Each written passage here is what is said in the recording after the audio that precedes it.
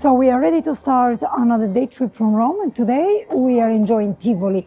Tivoli is famous for two UNESCO sites, Villa d'Este and Villa Adriana. Villa d'Este is in Tivoli city center, and it's the first site we are going to visit. Villa Adriana is it's still in Tivoli, but slightly out of the city center, and we will visit later.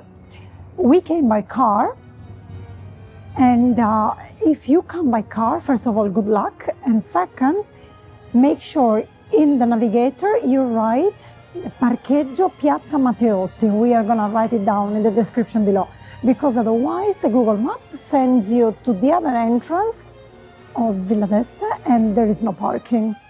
So you need to actually enter in the city center, avoiding the ZTL. So you write the Parcheggio in Piazza Matteotti. It's a paid parking, but very big, and you will find space. This is.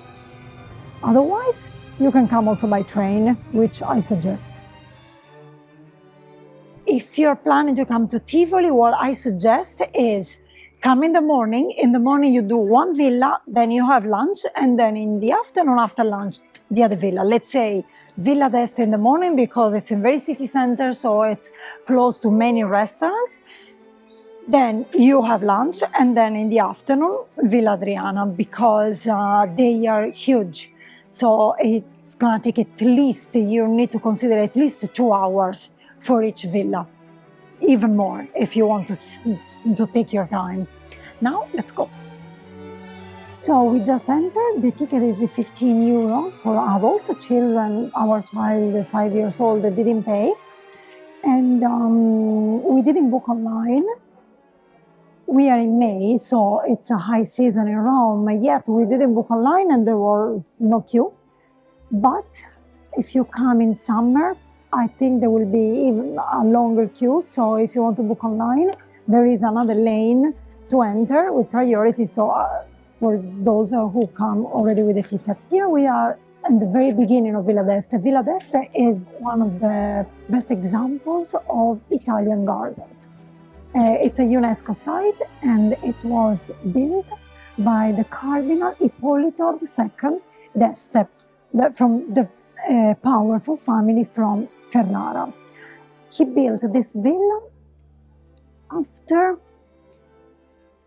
not being elected Pope that he was probably expecting. So maybe like out of disappointment for not being elected Pope, he built this villa with all the hugest luxury of the time and to reproduce the magnificence of the Villa of Hadrian, of Emperor Hadrian, which is also in Tivoli, and we are going to visit later. Now, let's start our visit.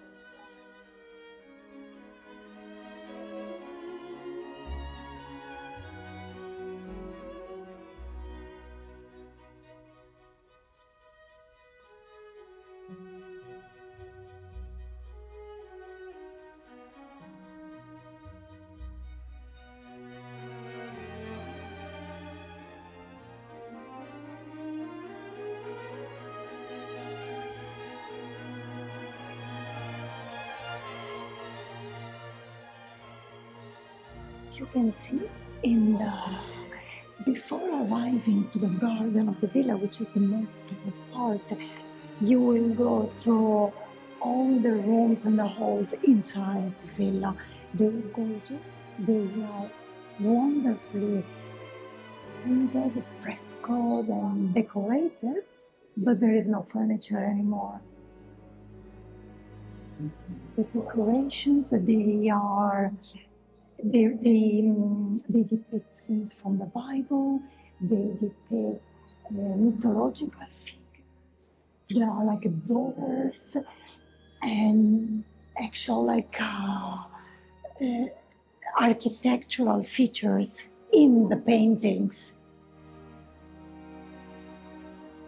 Something that we can gather already from the beginning of our visit, and even still inside the villa, is that the owner who built it, the Cardinal Ippolito II, was a big fan of fountains. In fact, The villa is famous for its fountain in the garden, but also inside already there are fountains. Here we are in the ground floor, and this is the hall of the fountain. Here is a beautiful fountain already inside.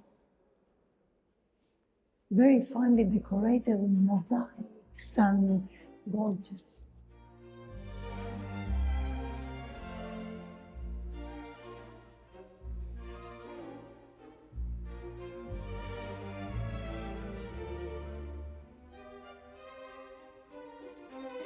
This is the Hall of Hercules, and depicted on top is the 12 labors of Hercules, the mythical hero of Greek and Roman mythology.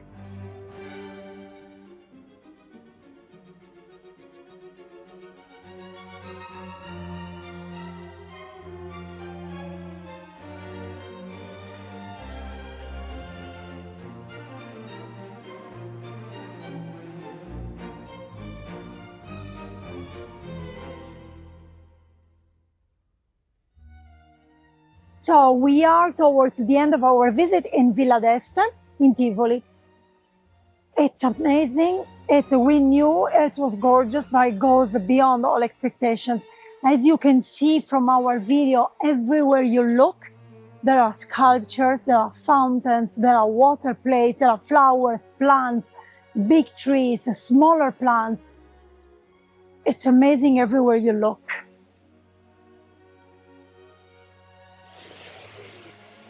You need to set at least 2 hours to visit Villa d'Este.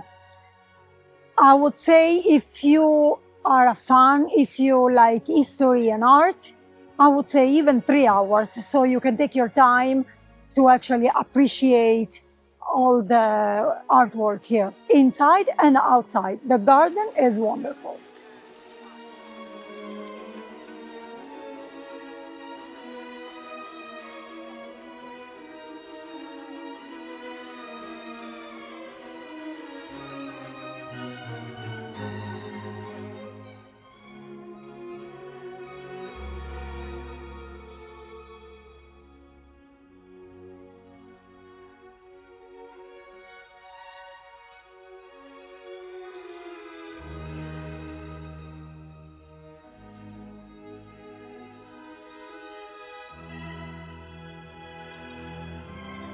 We just arrived in Villa Adriana in the afternoon after seeing Villa d'Este in Tivoli.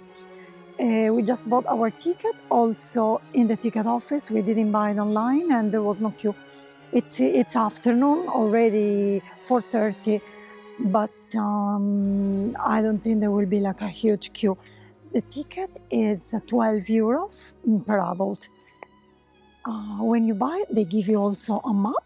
And when you enter, you see some signs, but once you enter, take the right and follow all the tour. This is the route that we are taking. Let's go.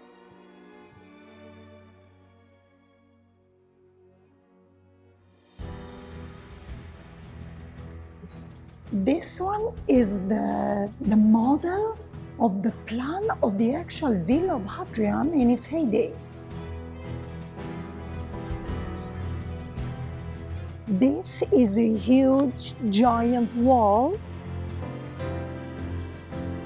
It was a huge portico that enclosed a huge garden, one of the giant gardens of the Villa of Hadrian. Let's enter and let's see what remains of the garden.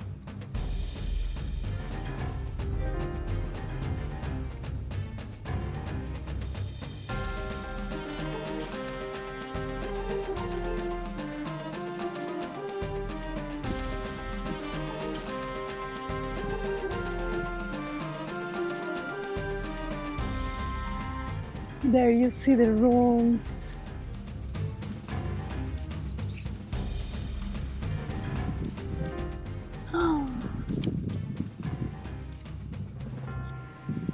The giant pool.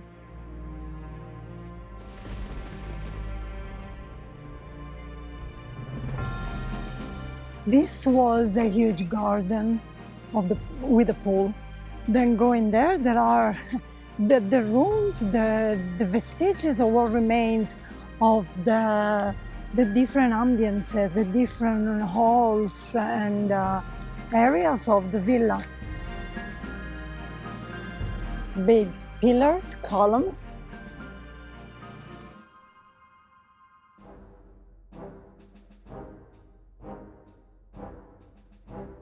The Emperor Hadrian, apparently, like all the Romans, was a fan of baths, thermal baths, and spa.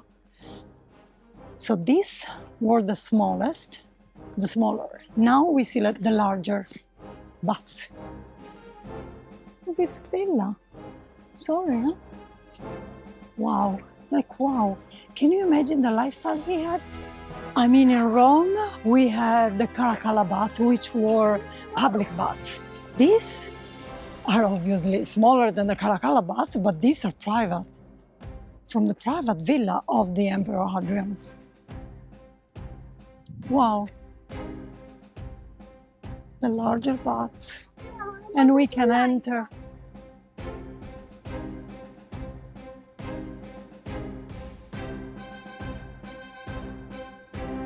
Here we are inside the larger baths of the villa of Hadrian.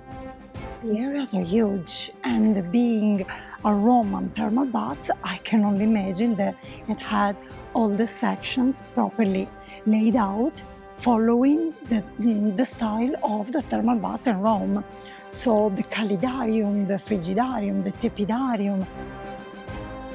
Likely there was also obviously the changing rooms, and likely here there was also like a sort of wellness center, like a gym.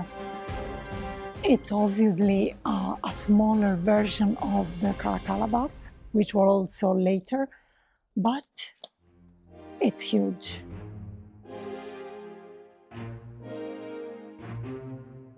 We are still inside the larger baths of the Villa of Adrian. I strongly suggest that when you buy your ticket, you also buy the audio guide, you rent it, because they explain very well each area, each ambience that you visit. It's very useful. Look here, all the luxury. Here we have a little clue, a little hint of how decorated they were, how finely decorated. This is typical Roman, because the Romans were obsessed with aesthetical beauty and decoration, very sophisticated. And I am sure this was very sophisticated here. Look at there.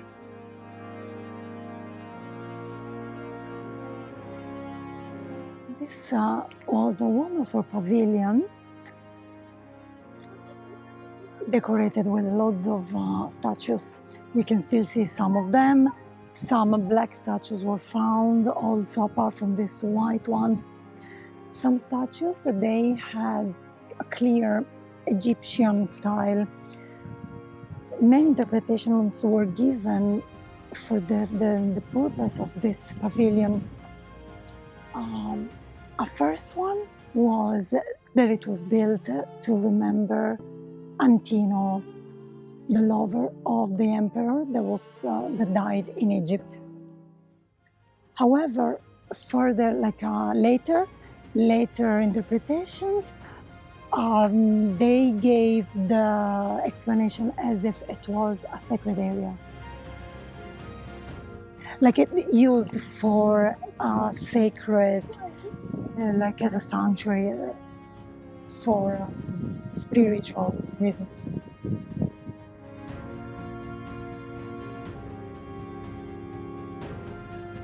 Inside the museum, you will see all the statues they were in the canopus, the large pool that you will see next to the museum, to the building of the museum.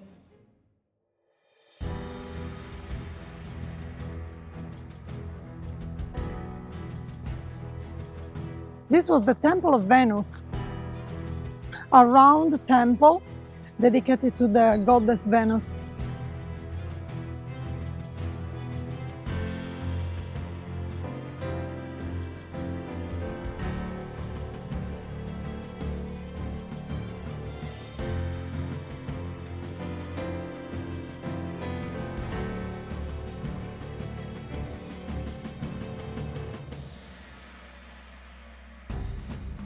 This is the end of our visit to the Villa of Hadrian, of our day trip from Rome to Tivoli, and of our video.